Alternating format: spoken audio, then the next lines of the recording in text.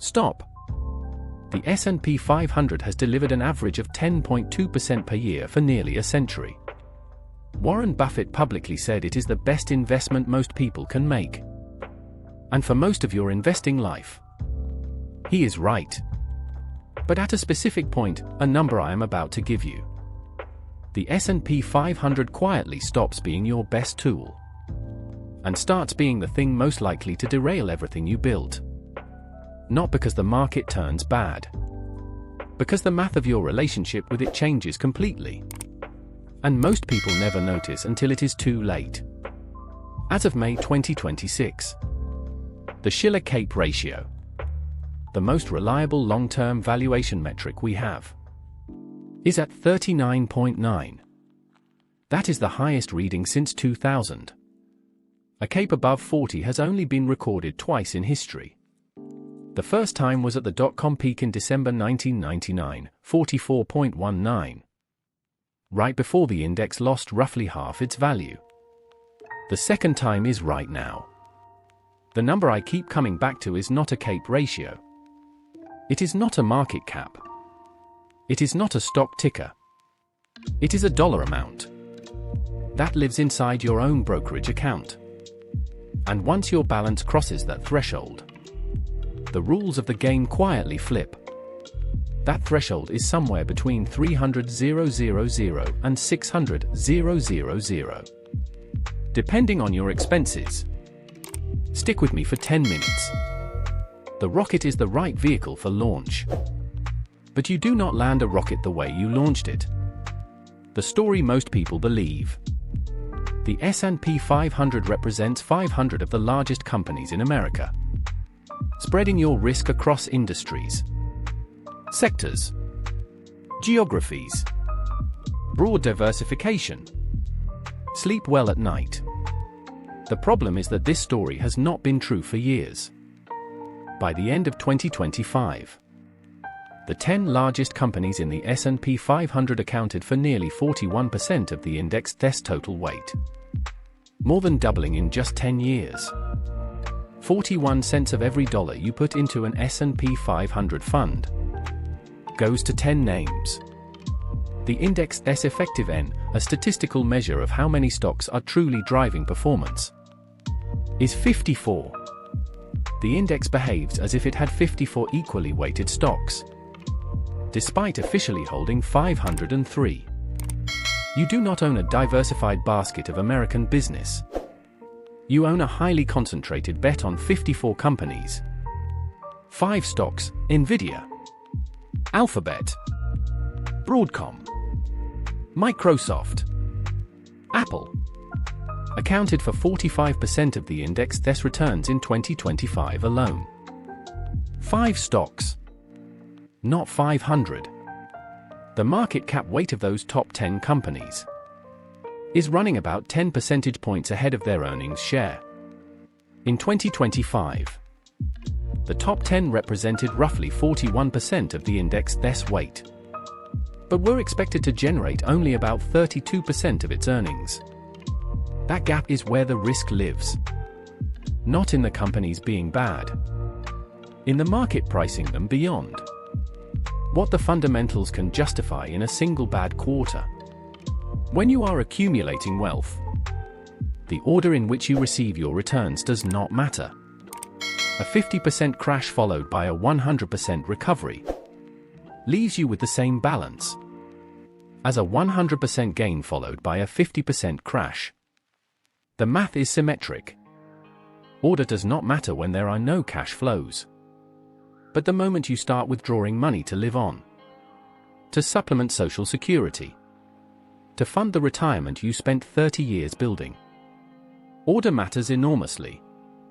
Sequence of returns risk is the most underestimated financial threat. Meet Richard. 25 years of dollar cost averaging into an S&P 500 index fund. January 2000.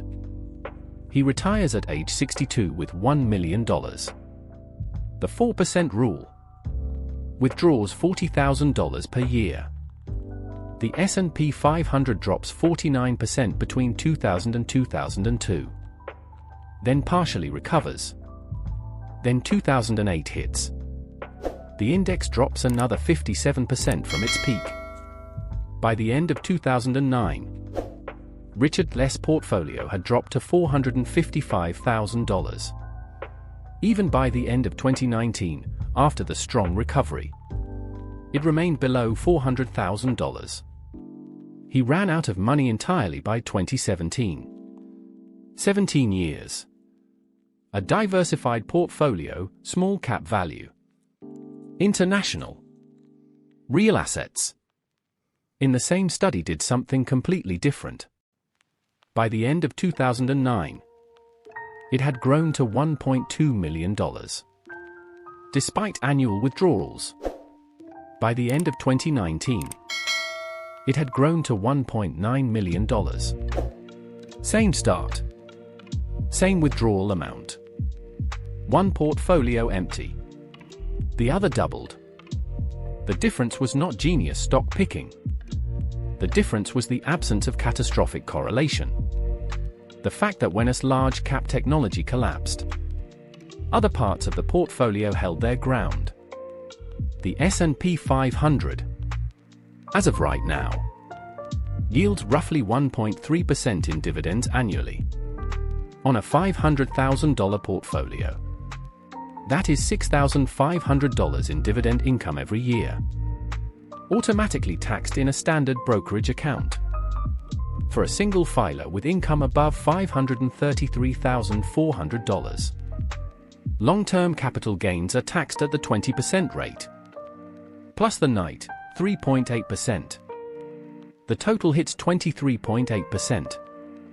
23.8% of your dividends. Gone every year. Automatically. Without any transaction on your part. As your portfolio grows, the dividends grow. A $1.5 million portfolio at the same yield generates almost $20,000 in annual dividend income. Nearly $5,000 of which goes to taxes. Before you see a cent of it, every dollar that goes to the IRS is a dollar not compounding at 10% annually. Over 30 years. A 1% annual tax drag on $500,000 costs you approximately $170,000 in lost compounding. That is not a rounding error. That is a car, a year of college, or $18,000 per year in additional retirement income. Floor 1. Below $200,000. Here. Simplicity wins almost every time. The S&P 500 is your best friend. Get in. Automate contributions. Go live your life. The rocket is on the launch pad. Point it up. Floor 2. 200,000 to 600,000. The transition zone. Sequence risk is beginning to matter. Tax drag is beginning to compound.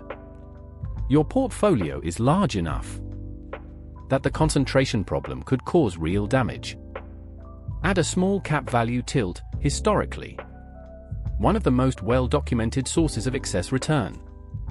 In the academic literature, add a moderate international allocation. That gives you exposure. When a large cap enters a down cycle, the rocket has cleared the atmosphere. You need to start thinking about orbital mechanics. Floor 3.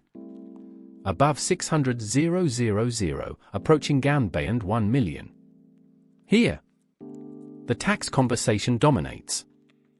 Asset location, tax-efficient asset class selection, and genuine diversification across uncorrelated return sources become the difference between compounding aggressively and quietly handing a large portion of your gains to the government. The rocket is coming back into the atmosphere. You need a heat shield. David is 48 years old. His entire 401k, $520,000, is in the S&P 500. His taxable brokerage account, $230,000, is also in the S&P 500. Total portfolio, $750,000. He plans to retire at age 62. If markets deliver the historical 10% average, he reaches his goal. But at a CAPE of 39.9, high CAPE has historically been linked to lower forward 10-year real returns. If the next decade looks anything like 2000 through 2009, David Vest's $750,000 might be worth less in nominal terms in 10 years than it is today, just as he is entering the highest stakes years of his transition to retirement. What David should do right now: move 60% of his 401k into a diversified portfolio. That includes small cap value and international allocation. Keep the S&P 500 as the core, but reduce it from 100% to 60% of total equity exposure. In his taxable account, stop adding to the standard S&P 500 fund and begin buying growth-oriented low-dividend assets that defer capital gains. Keep 1 year of living expenses in cash as a sequence buffer over 14 years. These changes do not dramatically reduce his expected return in good scenarios, but in a bad scenario, they are the difference between retiring on time and working until age 68. 1. Calculate your sequence risk threshold right now. Multiply your expected annual retirement spending by 25. If your current portfolio is more than 50% of that number, you are inside the window where sequence risk can be existential. Today, mitigation starts now. 2. Build the 3-asset diversification structure.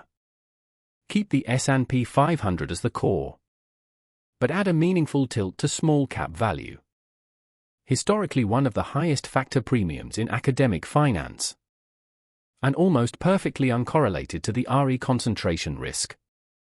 Add 15 to 20% international developed market exposure. The equal-weighted S&P 500 during the lost decade, 2000 to 2009, posted an annualized total return of 5.1%, while $1 invested in the cap-weighted index at the end of 1999 declined to 91 cents. By the end of 2009, $1 invested in the equal-weighted index would have grown to $1.64. 3. Act on asset location before you act on tax loss harvesting. Hold dividend-heavy, high-turnover assets inside your 401k and Roth. Hold growth-oriented, low-dividend assets in your taxable account. 2 investors with the same portfolio and the same returns can end up with very different results, depending on how their accounts are structured. Lazy investing built more fortune than crypto memes. And the laziest, most compounding move you can make right now is not to find the next hot sector or rotate dramatically out of US equities. It is to spend 45 minutes doing the threshold calculation I described, running your numbers through the 3-floor framework, and making 3 quiet adjustments to a portfolio you then leave mostly alone for years. The rocket does not need to be replaced. It needs a second stage. Most investors never bother to install it. Here is what you will do right now. 1. Hit subscribe, because the algorithm will not show you the next video if you do not. 2. Calculate your sequence risk threshold. Multiply your expected annual retirement spending by 25. Write that number in the comments. 3. Send this video to one person who says, "I just buy the S&P 500 and do not worry about it." Tell them, the S&P 500 is not a parking lot. It is a rocket. Because the rocket was the right vehicle to launch. But you do not land a rocket the way you launched it. See you in the next video.